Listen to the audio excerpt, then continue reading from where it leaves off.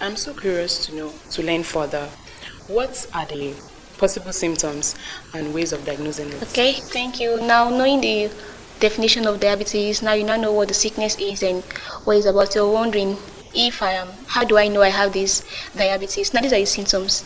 You have this frequent urination, always thirsty, you're always hungry, you're weak, tired, feeling fatigue, you're dehydrated. Now, these are caused by the glucose. When the kidney is fed up based on the glucose. Now, the excess glucose is excreted in the urine, dragging with it many fluids from the tissues. And now, these fluids that are being dragged by the glucose to the urine, now, you want to replace the fluids that have left your body, and it leads you to taking so much water.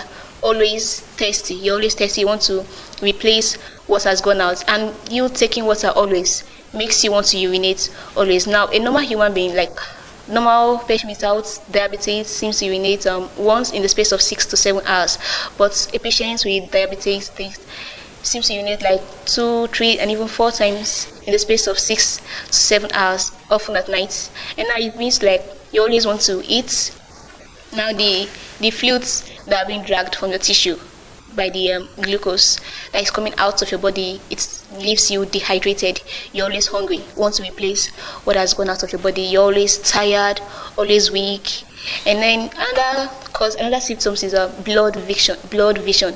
Now, diabetes patients have these fluids that flows in and out of their eyes, and these fluids affect the lens. It makes it swell, and it changes the shape of the lens. Now, the lens drags light to the back of our eyes, the part of the eyes that deals with light in the control of the sight and everything. And then when this lens is being shaped differently due to the fluids that made it swell, now it gives us this blood vision. You tend to see things like you don't see things clearly, especially when you're reading and all that. Now, another one is on slow healing.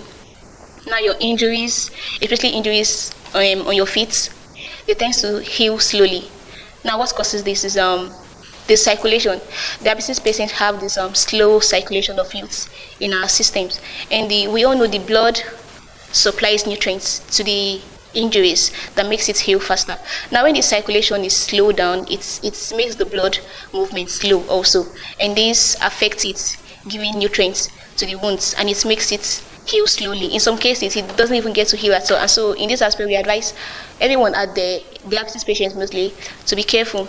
Like, you have to protect your feet, protect it. Like, you keep it away from injuries or whatever that will make it, whatever that will affect your leg or get injured on your leg. And then after knowing these symptoms, you'll be like, I have these symptoms and I'm still not sure if it's diabetes. There are so many ways of diagnosis to be 100% sure it's diabetes. You don't just stay at home and check, though you can, but there are different equipment. There are specific equipments that are used to test this, to diagnose this diabetes. Now we have blood tests. You go to the hospital and then they'll use your blood, they use your urine. But the most common one, or should I say, the one that is so sure is the urine, like the blood.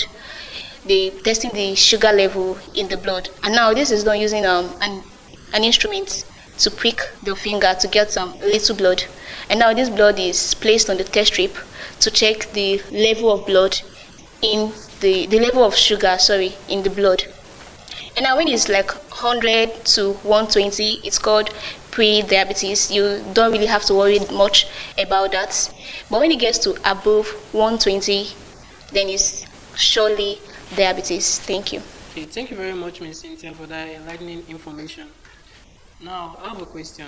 If I notice this symptom and visit a doctor for diagnosis, what could be the causes and complications for this disease if not properly treated? Okay, thank you very much. Now, the possible causes that could be traced to this disease called diabetes, one, it could be hereditary. Now, diabetes is hereditary in the sense that if a child is prone to being a patient of it, if the father, or it could be the mother, is a diabetes, the carrier of diabetes, and then it's known that it's going to be a 50-50 probability.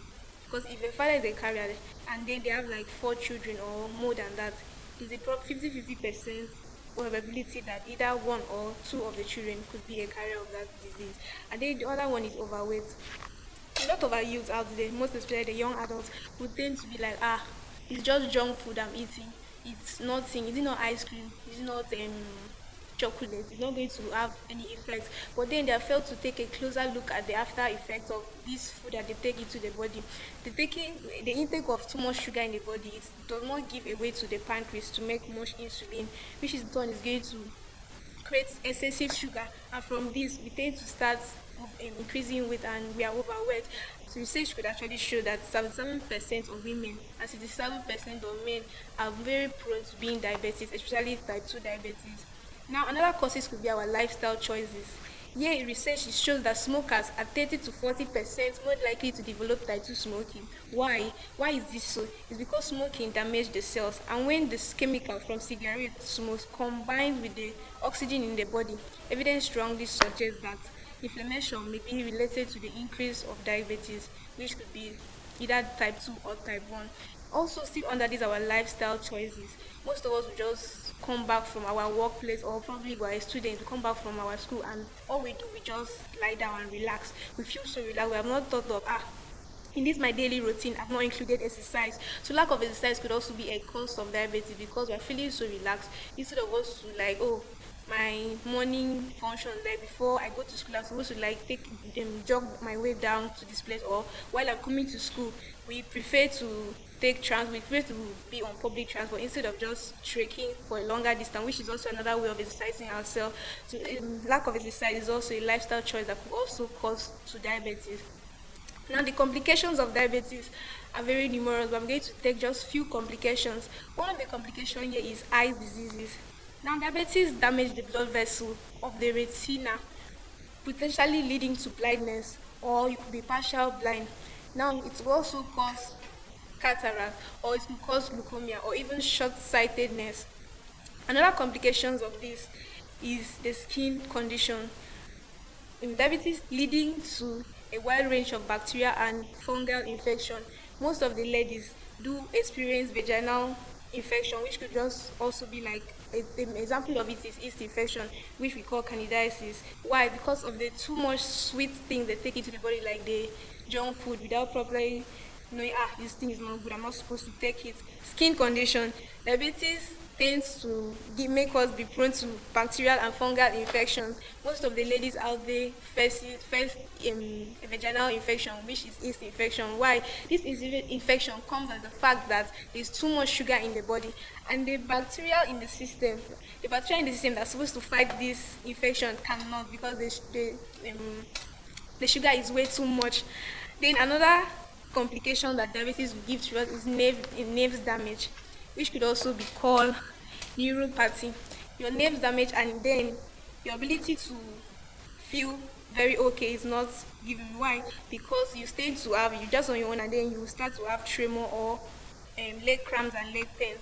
This is because your nerves have been damaged. At times you could also have tremor. Now, tremor here means the involuntary actions of your body just shaking on its own. That's your leg and your hand shaking on its own. You're not the one doing it, just lie down, or you could just be sitting down and your body is shaking. Why is this so? It is so because your blood sugar is drastically high. Thank you very much, Ms. Precious Obot, for letting us know the causes and complications of diabetes. So over to you, Ms. Mary. What are the ways of treating it and possible prevention? Thank you very much for that question. I'll be starting with the prevention.